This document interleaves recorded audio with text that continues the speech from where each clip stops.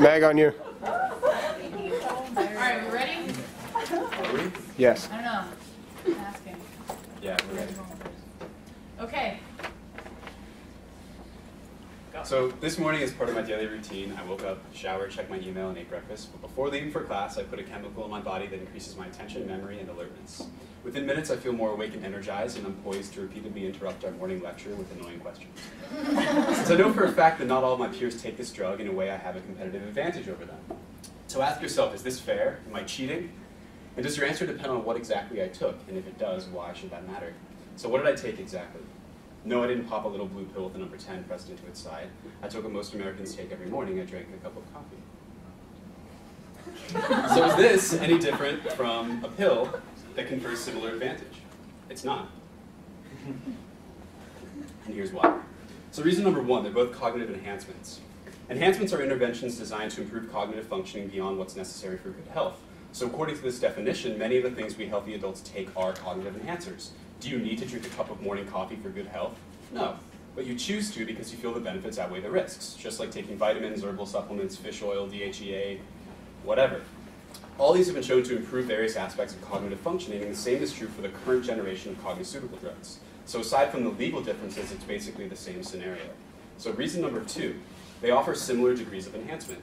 So do coffee or caffeine pills or ginkgo extract raise your IQ? No, of course not. And neither do cogniceuticals. And in fact, the enhancement potential of these drugs has been really overestimated and is realistically very similar to caffeine. So currently, cogniceuticals are stimulant drugs used to treat psychiatric and neurological conditions like Adderall, modafinil, and Ritalin. Now these drugs can improve executive functioning in healthy people, slightly increasing their ability to focus their attention, manipulate information in working memory, and limit fatigue. Now is this different from caffeine, a drug with very similar non-specific effects on cognition? No, it's really not.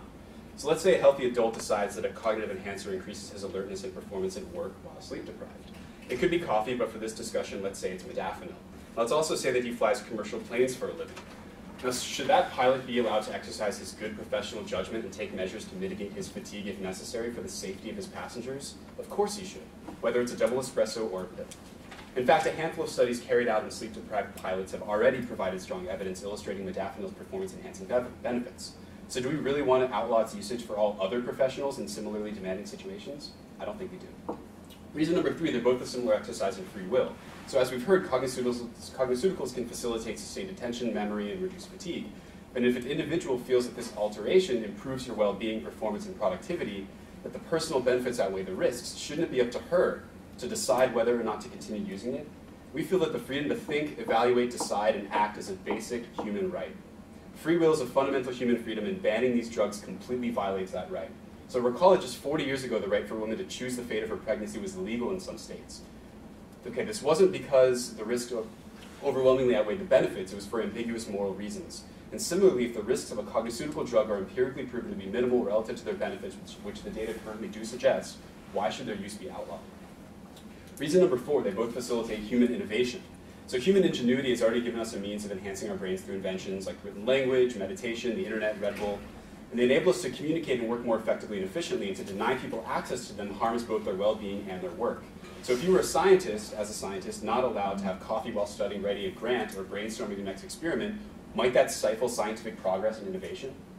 Voltaire, one of the great Enlightenment thinkers of the 18th century, was also an advocate of cognitive enhancers. Credited with major philosophical breakthroughs, how would his legacy have been different without the 30 to 50 cups of coffee that guy drank every single day? So in short, restricting access to cogniceuticals would compromise our individual and collective well-being and stifle creative innovations that may have enormous benefits for humankind. So keep in mind, too, that cogniceuticals present no novel ethical issues. In fact, as a society, we've contended with exactly the same questions already. The first is their addictive potential. So as it stands, cogniceuticals are mildly addictive. But keep in mind that these are the same compounds already prescribed to millions of people around the world. Cases of dependency exist, but this has led to their regulated distribution by medical professionals and reformulation as safer time-release drugs, not to their complete abolition. We feel that healthy adults wishing to procure cogniceuticals should be given the same opportunity to have their mental and physical health assessed by their doctors, who can exercise expert judgment on the patient's eligibility. The next issue is over equal access. So some argue that achievement gaps will widen in academic and work environments if not all will have equal access to the cogniceutical drugs. So again, this is not a new phenomenon.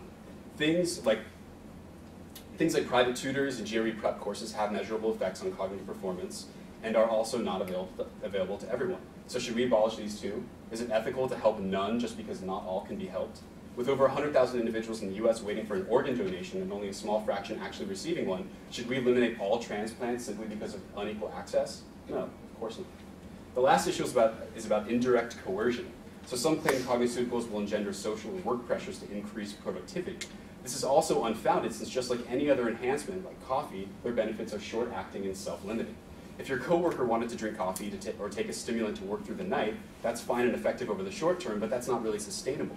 Because despite our resilience, we humans still have physical and psychological constraints that prevent us from pulling all-nighters every single night.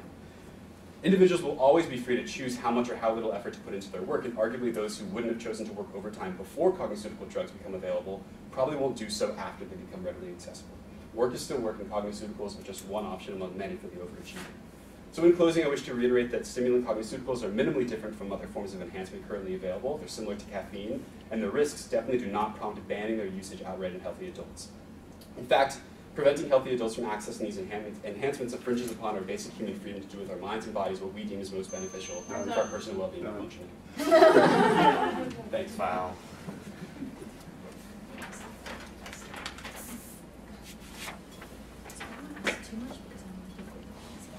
You know what I mean? 3-minute cross.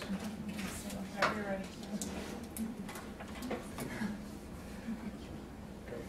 All right. So I guess I just wanted to hear a little bit of feedback from you guys about the costs of this. You didn't really discuss any negatives.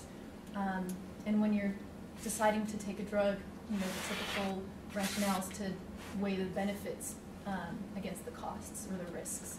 And I didn't really understand, I didn't really get, other than a temporary, like, enhancement of cognition, I guess, was the only reason, that the only plus that I heard, and I didn't hear any negatives.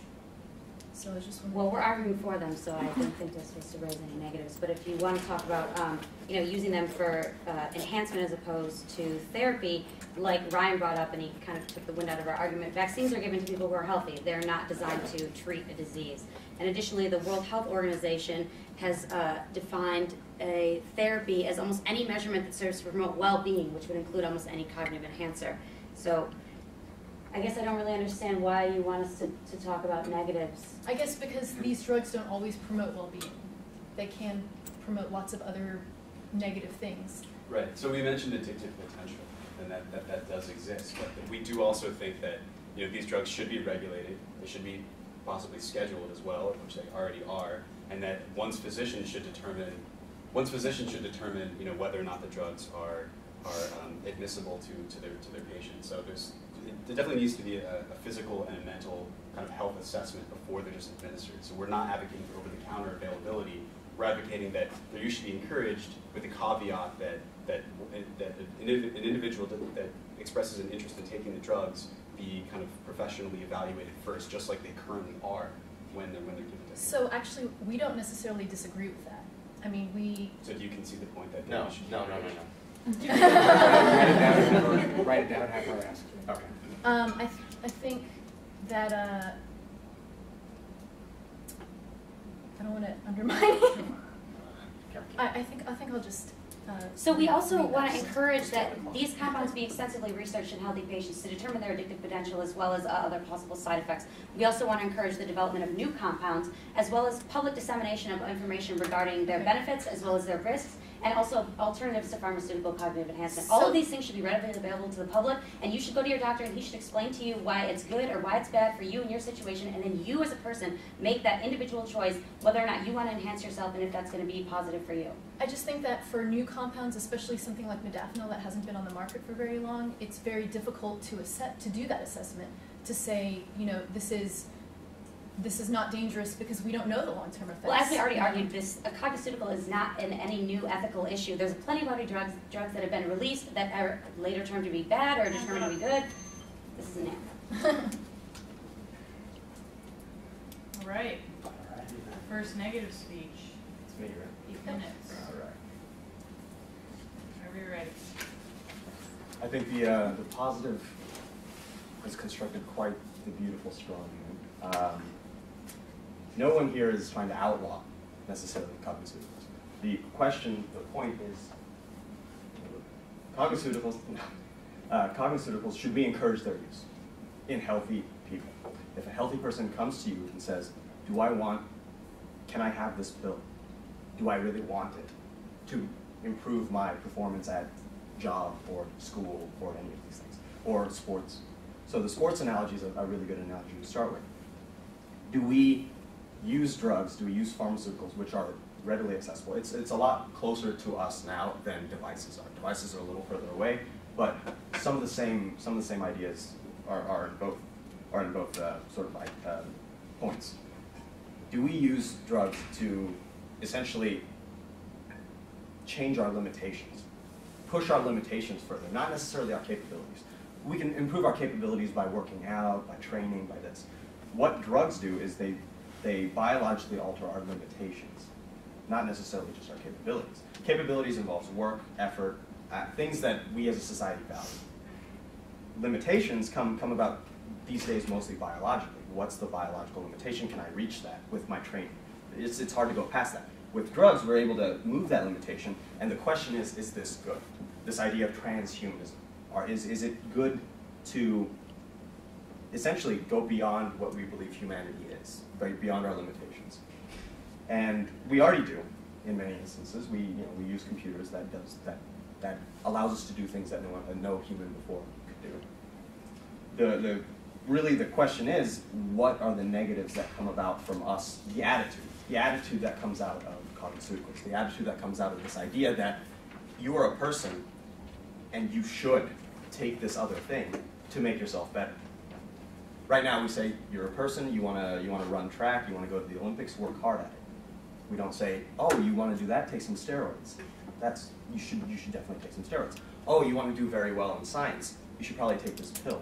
That's the best way to do it. Don't go and read books. Don't go and put in the effort to improve your capability.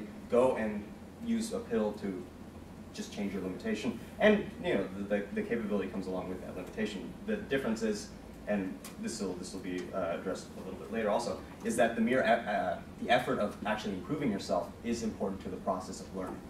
The actual difficulties that come about are important to learning. When you get rid of those difficulties with a simple, easy pill, is that good? Should that be encouraged? There's a lot of questions about the nature of humanity that comes about with transhumanism, and like that was covered quite a bit in the previous debate. We essentially come to issues with pharmaceuticals when it comes to cognitive enhancements that rely, that are heavily. We don't know some of the negative impacts of this. Caffeine comes at a cost. We don't really know what those costs are. We've done studies and we're starting to understand what those costs are. We're able to, sure, we're more attentive, but are we unable to comprehend concepts as well as we could? Are we improving rote memorization, rote attention at the cost of abstract thinking? These are questions that we're only now beginning to learn the methodologies to explore. So the idea that caffeine, that these things that we take right now they're fine and encouraged. I don't know. In some cases, yes, caffeine is encouraged and these attention pills are encouraged, but even now there is a societal discouragement of taking Adderall for improving our intellect, and there are demonstrated benefits to taking Adderall, even if you don't need it, if you're completely healthy. And that's definitely discouraged today, and in many instances it should be discouraged because it sort of sets an attitude that is bad for the structure that we've already set up. The best example is school. The best example is school structure. Should we encourage Adderall for all the students that want to go do science so that they'll be excellent, right? Excellent students. If we encourage it, and this is a little bit of a slippery slope, but we see this in so many other cases that I'll mention. The competitive advantage that it gives will make it essentially a necessity.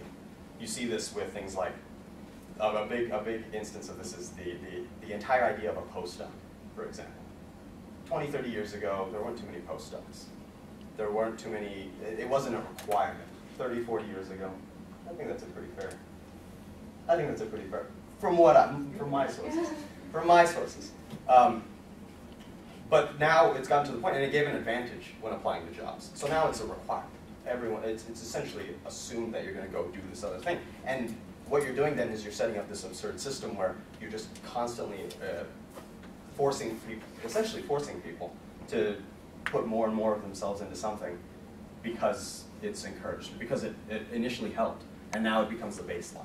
So once cogniceuticals become the baseline, once it's required for the job you want to do, then is it encouraging anymore?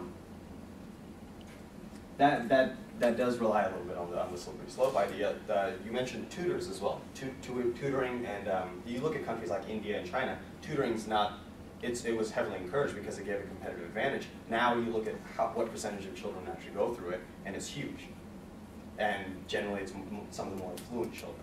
And it gives them a benefit, and who's to argue with that benefit? They do well, they go into the top schools they need to, but the encouragement that gave, suddenly, it definitely stratified the student population, but is that something we want to do? Do we actually want to stratify an entire population? This leads to a lot of other problems. You essentially have two educational systems, and neither of which really is effective in some cases. I know our education system isn't ready to handle influx of cogniceuticals for half the students, and then the other half just can't afford it, so they can't do it. You essentially get discrimination based on that leads into different school systems. And that's stratification of what makes us human, and to call on the previous debate, that's a pretty big negative of encouraging cogniceuticals.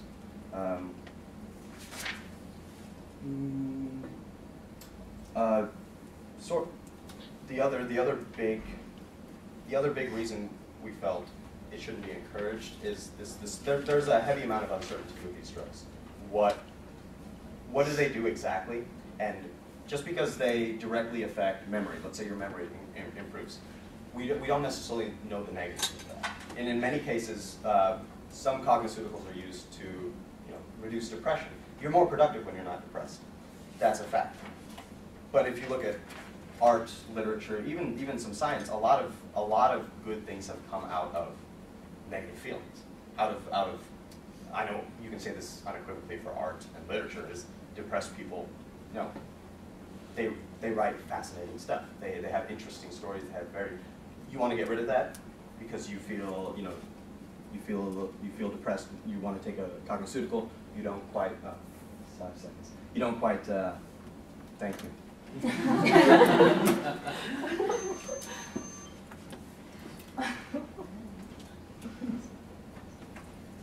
So next we have a cross-examination from you guys. You ready? 1 second. Whenever you're ready. Start talking.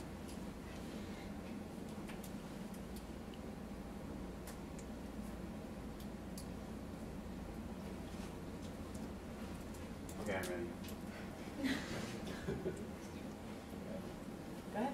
Oh, okay. So, Vinny, one of the points I heard you make was that that their use will just proliferate to the point where that will be using the part that cogniceuticals will become the norm, and so that everyone will therefore kind of have to take them to work at the same level or get up to the same standard, and so do you think that right now, things like coffee, which are available to people, do you think that makes it?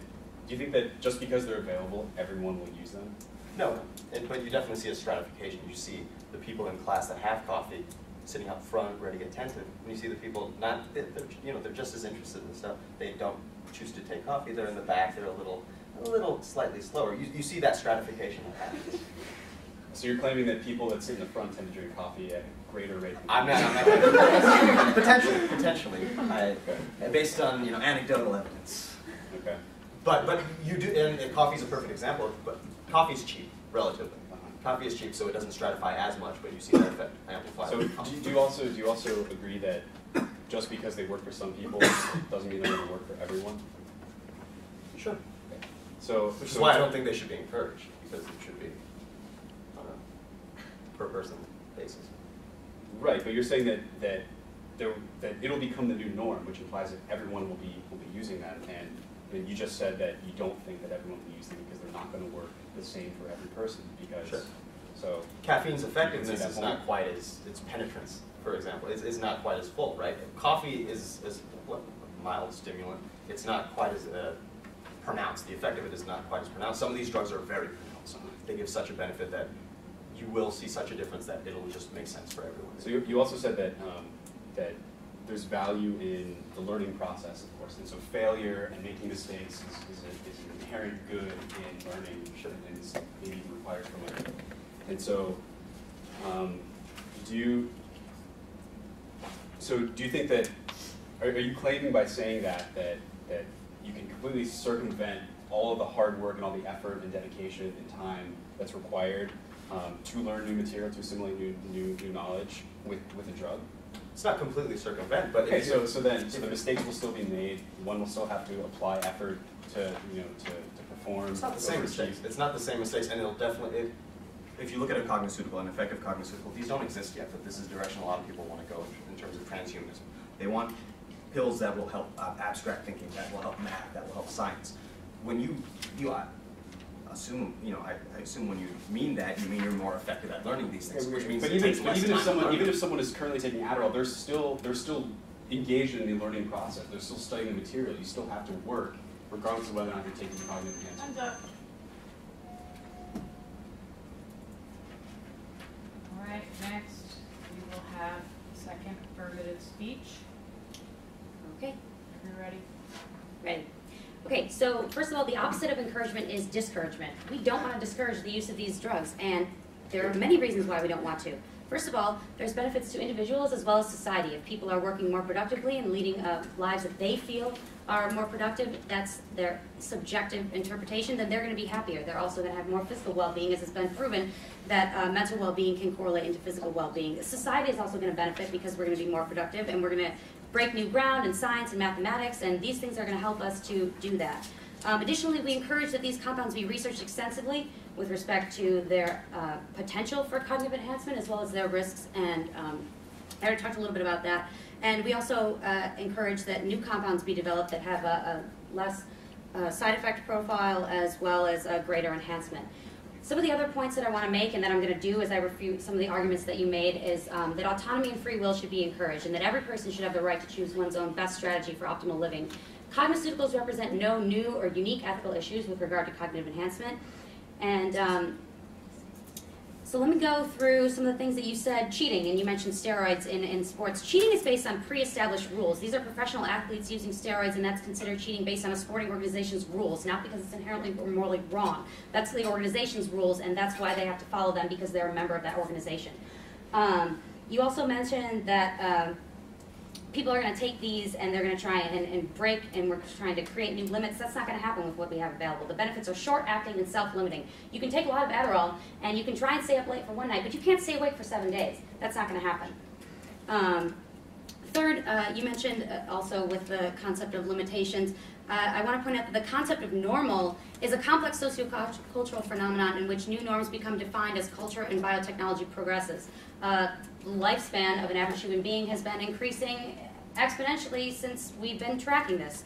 I don't think that that's a problem for you now that this is the new normal, that we live to be 70 or 80 as opposed to it used to be 30.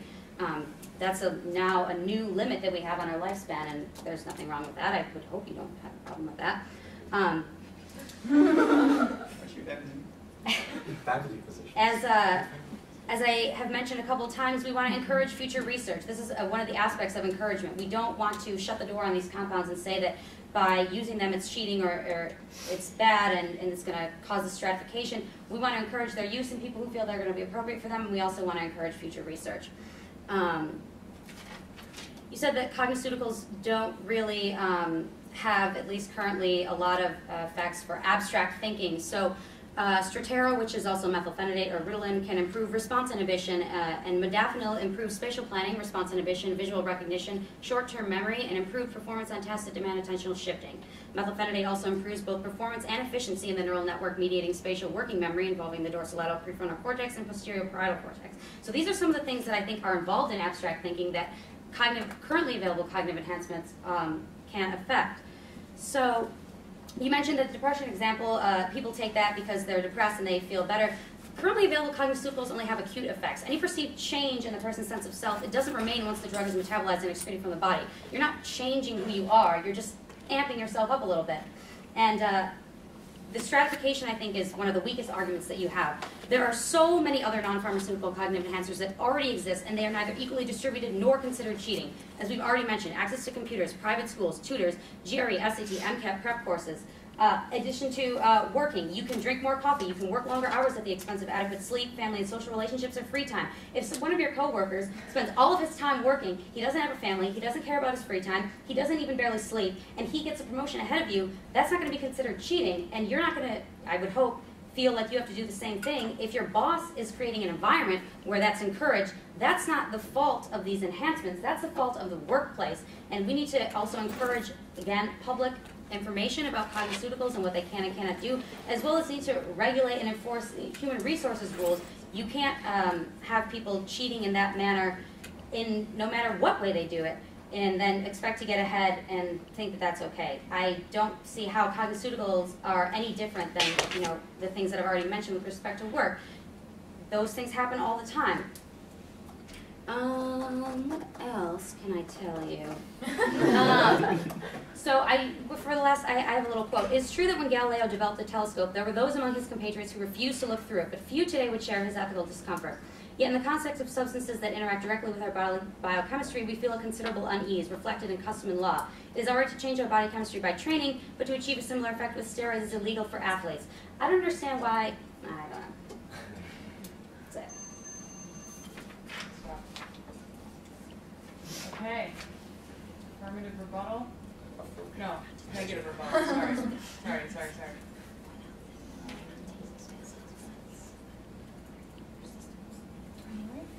Good.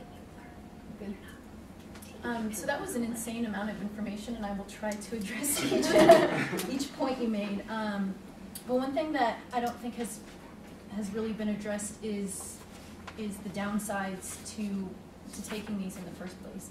And you guys were comparing it to other stimulants such as coffee. Well, you said that they were essentially, there's no difference between taking one or the other because they have the same effect. But when you look at the downsides of one versus the downsides of the other, the downsides of taking, you know, a scheduled drug is going to be a lot more severe than caffeine.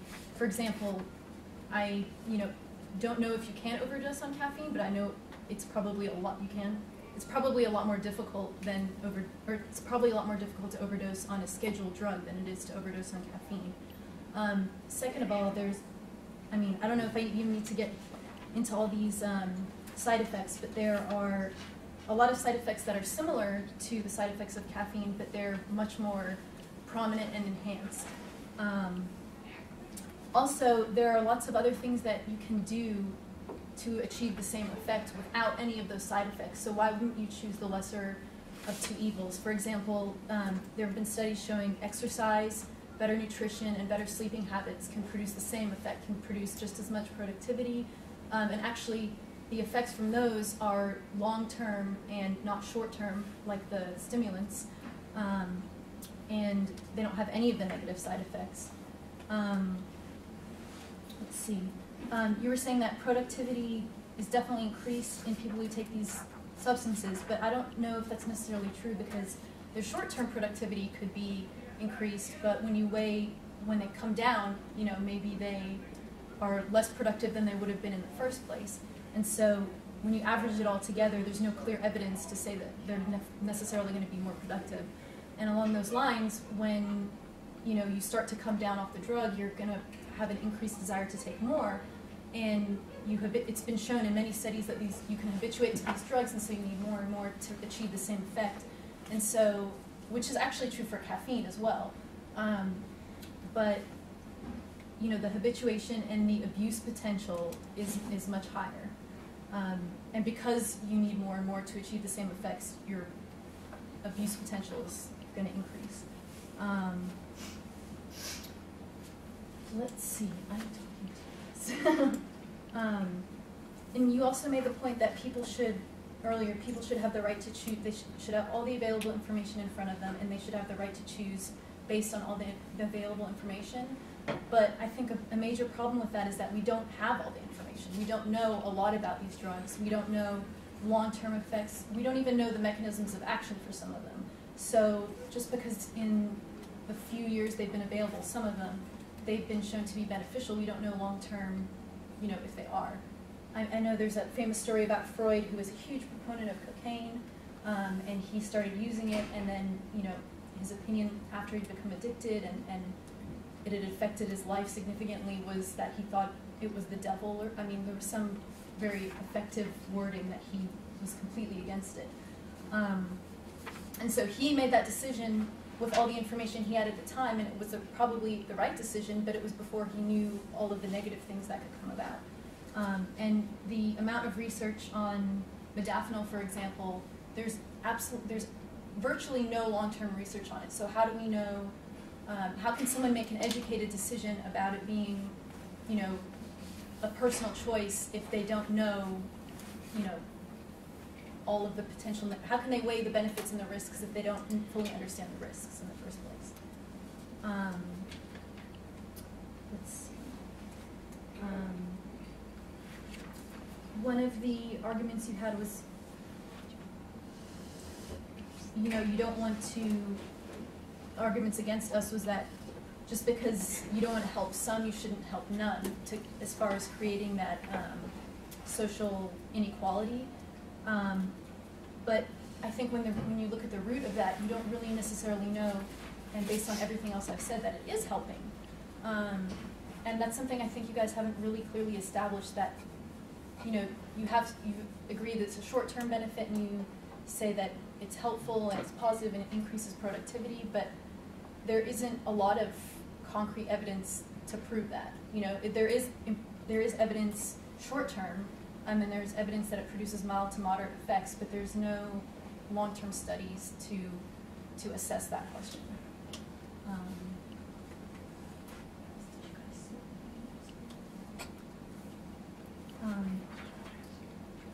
Okay.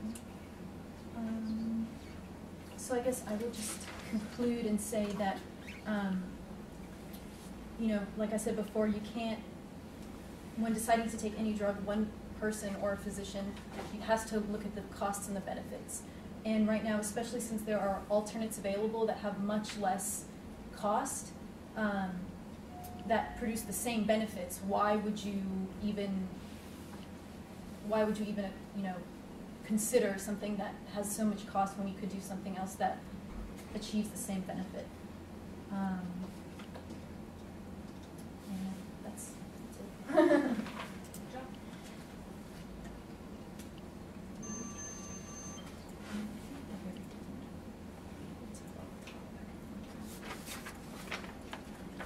Okay, we've got the last affirmative rebuttal. Are you ready?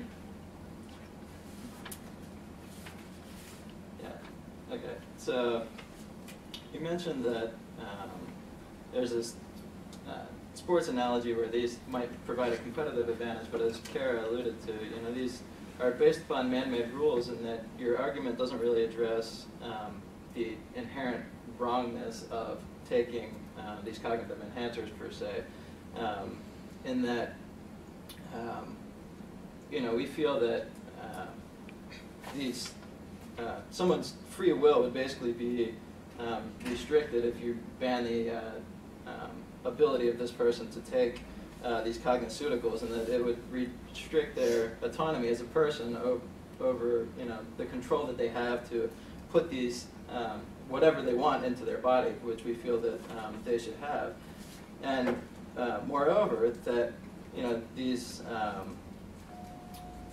difficulties that Vinny mentioned to facilitate learning, Jordan also pointed out that these same difficulties are still going to be there irrespective of whether you take a cogniceutical or not. If I drink coffee or take modafinil or take Ritalin, that will provide a great short-term burst and stimulant, but it's still going to be just as difficult for me to do my problems that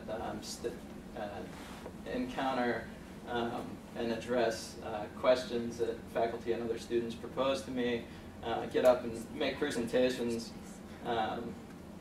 and so on and so forth. So the same facilitation by these difficulties is still going to be there in your learning, irrespective of whether you take this cogniceutical or not.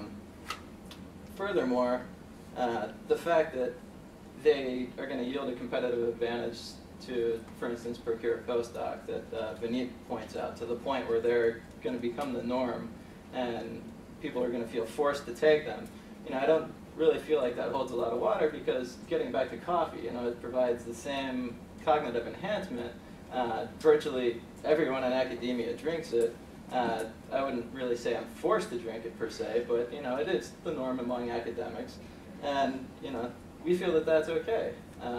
There's nothing wrong with it at this point, and they're cogniceuticals. We feel it should be treated the same way. People should be allowed to take them of their own free will, and the stimulus that they provide isn't much more than is already provided by coffee, for instance. So in sum, cogniceuticals really present no new ethical dilemmas or confer no added benefit than coffee or other stimulants that are already out there that exist in society. And we feel that banning cogniceutical use would really restrict individuals' autonomy to put things that they want to into their bodies and attempt to limit their free will. And only individuals should have that right. Time to Good vote. job, guys. So, let's take another vote. Who is now for the motion?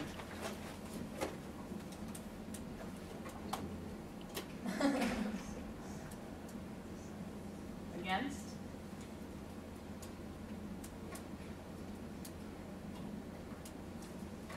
Undecided? All right. I think you guys won. 4. Affirmative. All right, we're just gonna jump right in. Yep. Go. I'm surprised nobody brought up what it means to encourage this. Yeah. So I did try no. to make several statements about I encouragement. think you said that it's both the went with opposite of just banned. Yeah, yeah, so- went Well, with I should it be elaborated, banned. but you And might not have been able I to. No, was- I ruled this we didn't go with is banned. We don't think it should be. We never went with banned. No, but you never responded to their a lot of their argument was Hold on, this let should be Ryan banned. finish. Let Ryan finish. Loud noises. Where's my stick?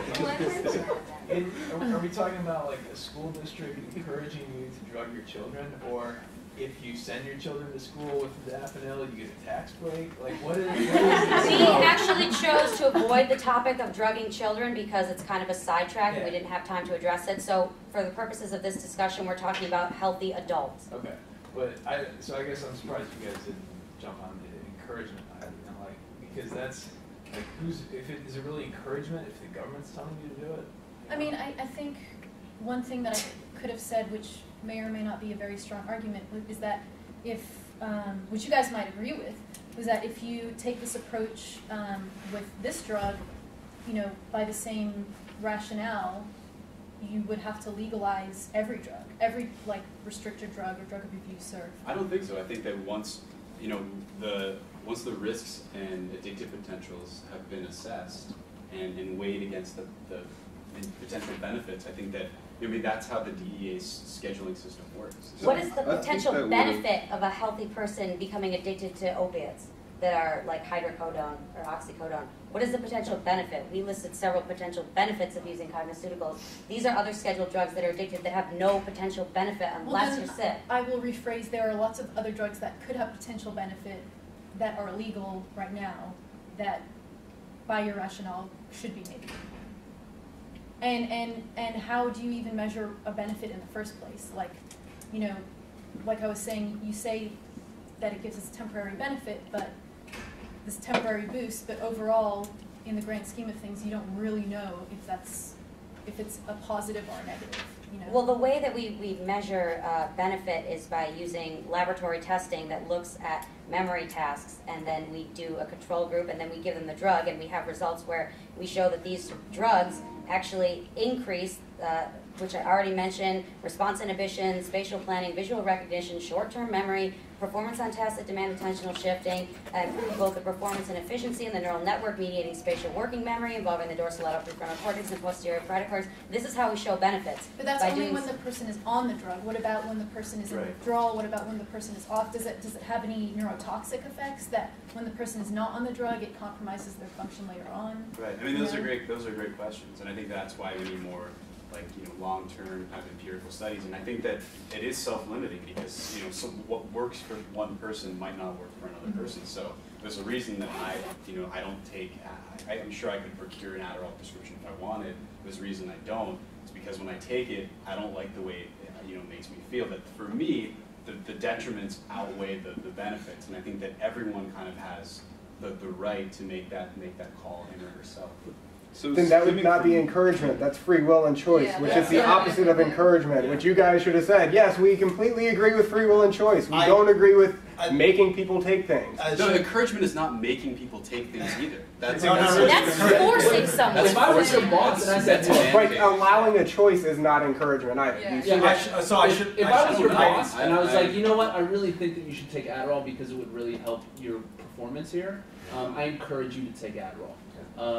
Like, I'm not necessarily saying you will be fired if you don't, but there's also a social pressure involved in encouragement. If everyone can work way better than you can and they're on Adderall and you don't want to take it, you're more likely to be fired because you're not taking it and you're not up to the same. Encouragement is a social pressure. Logistically, you came so close to doing this because you actually asked the question and then you interrupted yourself. And if you had said, so you were saying, if someone goes to their doctor and says, I don't remember exactly, someone might remember the phrasing, but should I take this pill?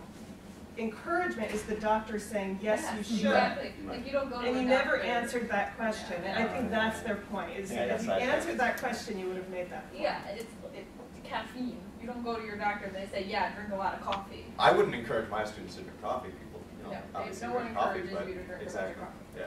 Can I offer an anecdote that James Burkett told me when I was telling him about this? Apparently 2 years ago at the neuroscience retreat, they had this same discussion, and he was at the same table with Larry Young, and Larry said that if there was a drug that would consistently increase your IQ, that not only would it be mandatory for his lab members to take it, but he would also require them to take more than any other lab was taking. So, there's that side, if you want to go that far. So in behavioral pharmacology, things are normally an inverted U, to where there's a peak dose, to where it has a peak, and then anything more is bad. Yeah. So keep that in mind when taking more.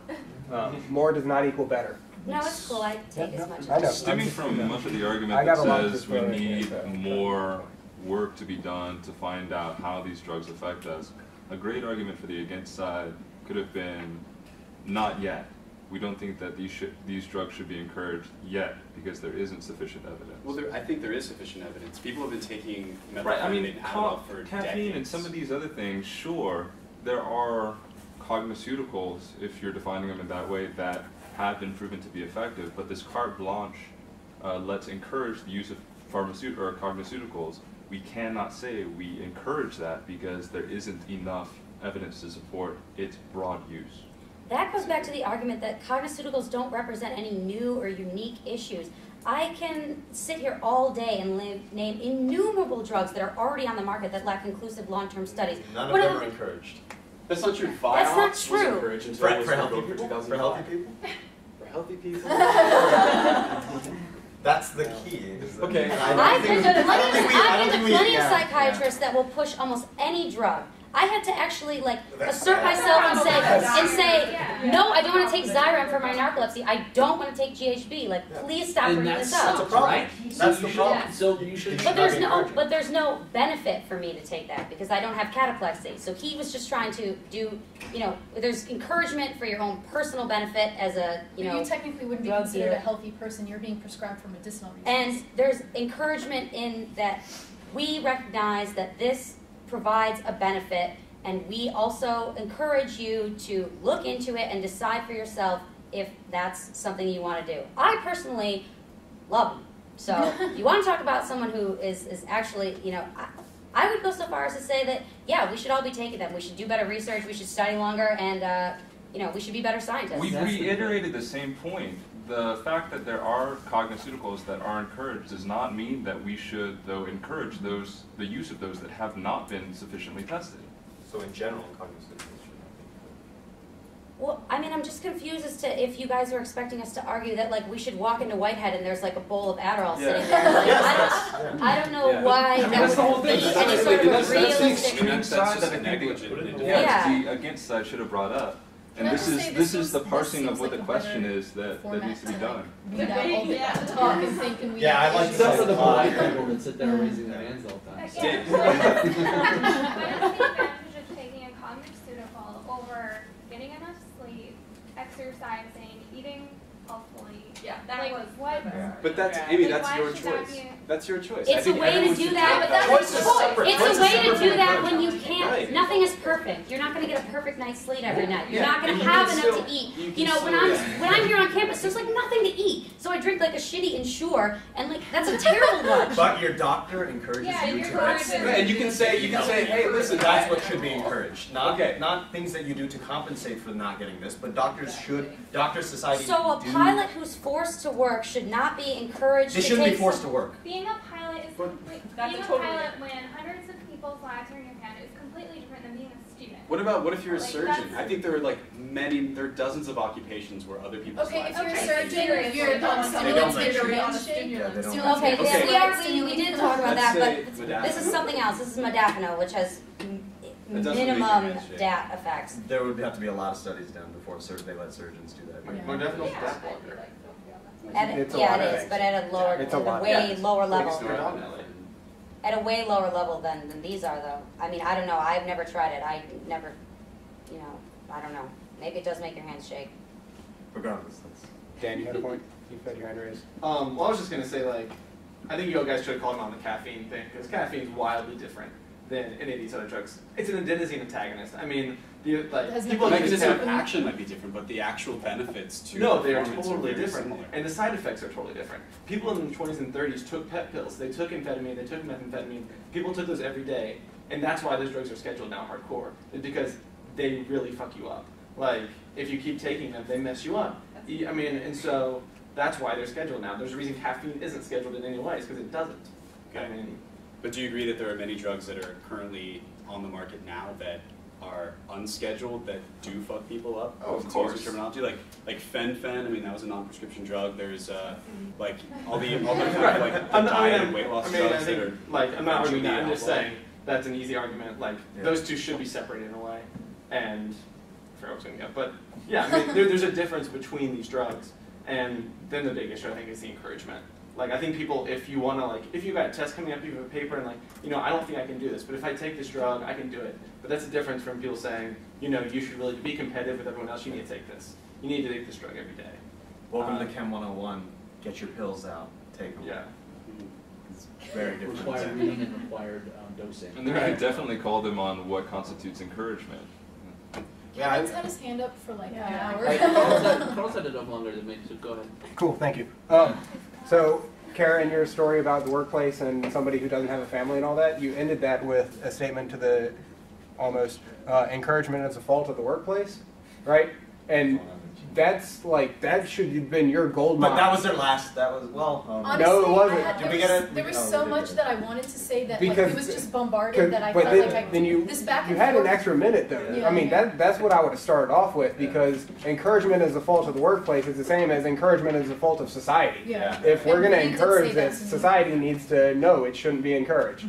So I had a big problem with that.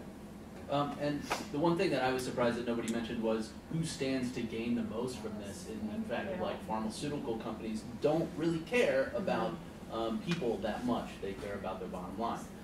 And so, I mean, like we can try to get past a certain, like, try to get rigorous testing for this in long term as we can. But they also have really powerful lobbies that we'll make sure that the FDA passes things before we're 100% sure, all that sort of stuff. And so I was surprised that wasn't included in the discussion as well.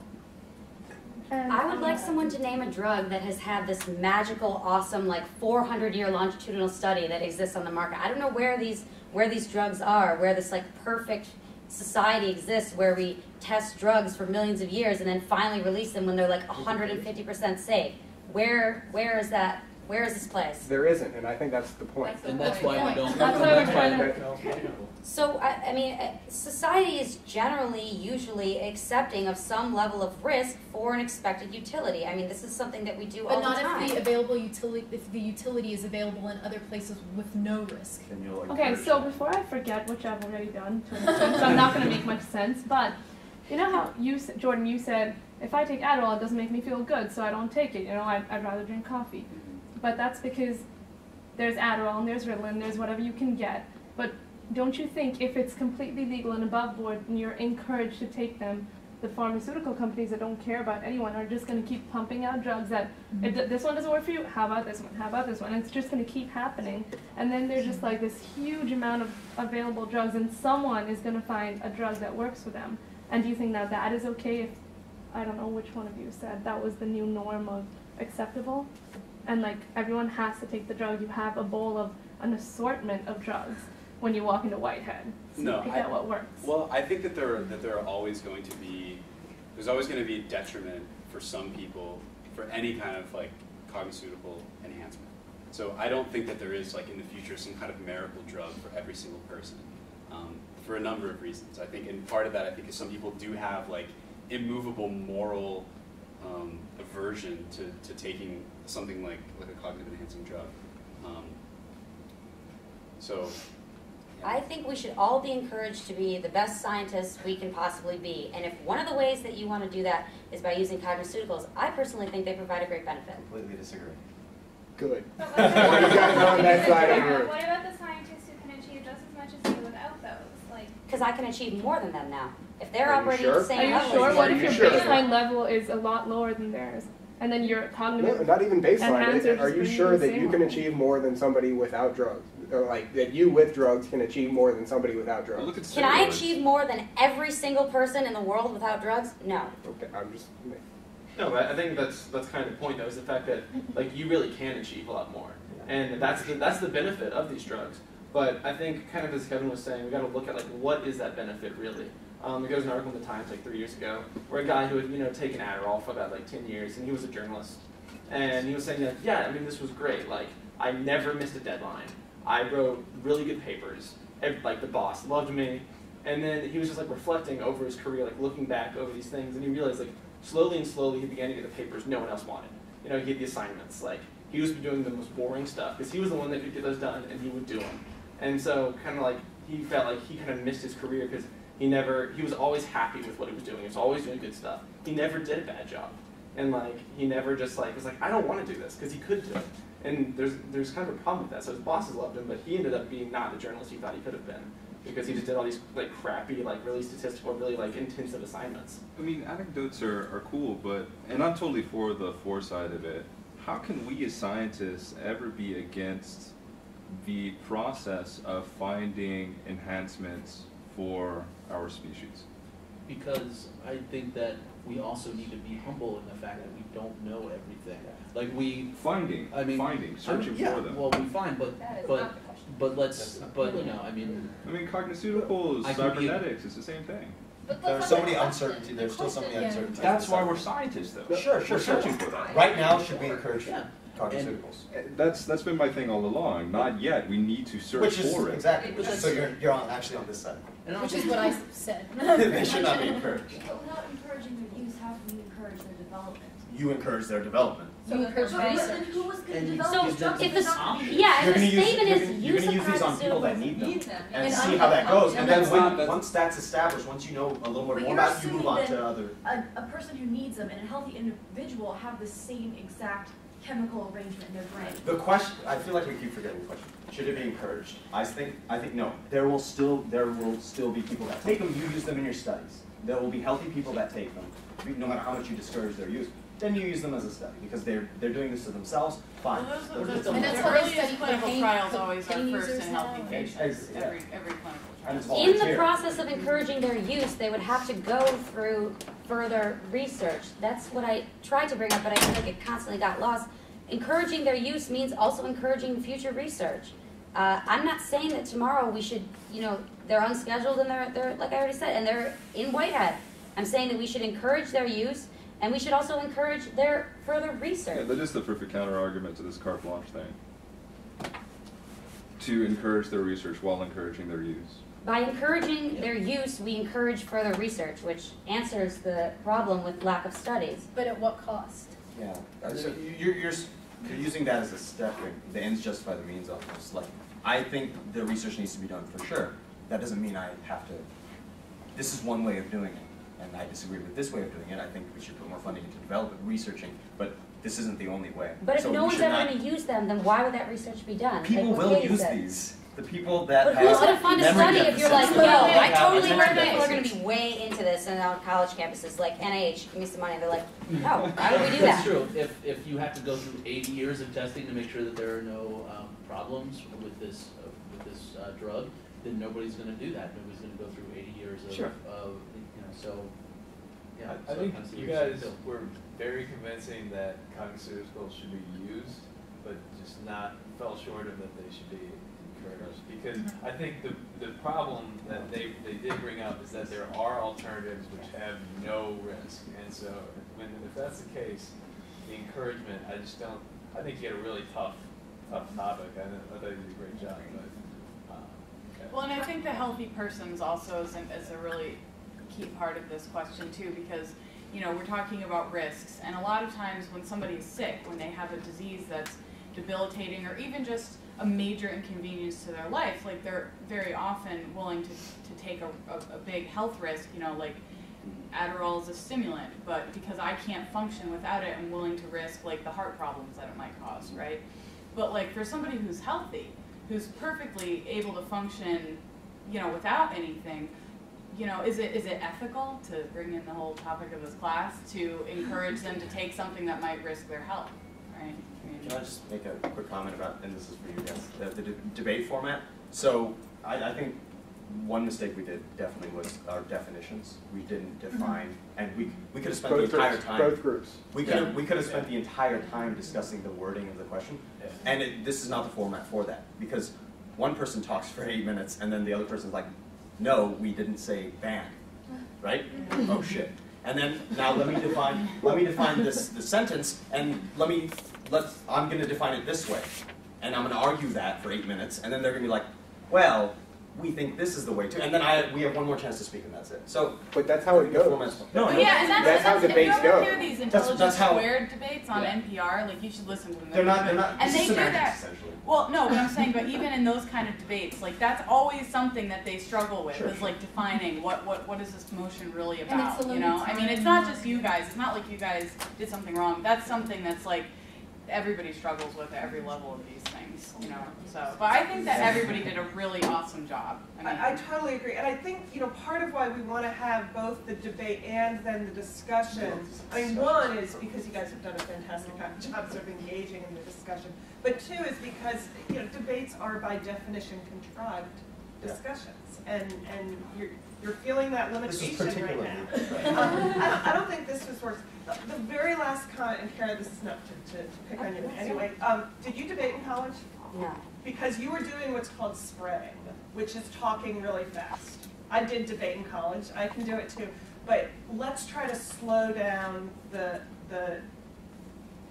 talking a little bit next week, because it came at us fast and furious. And I think that's where a few of the arguments that you feel like we missed, it's just that they were fast. That's actually a result of the Adderall I talked about. No,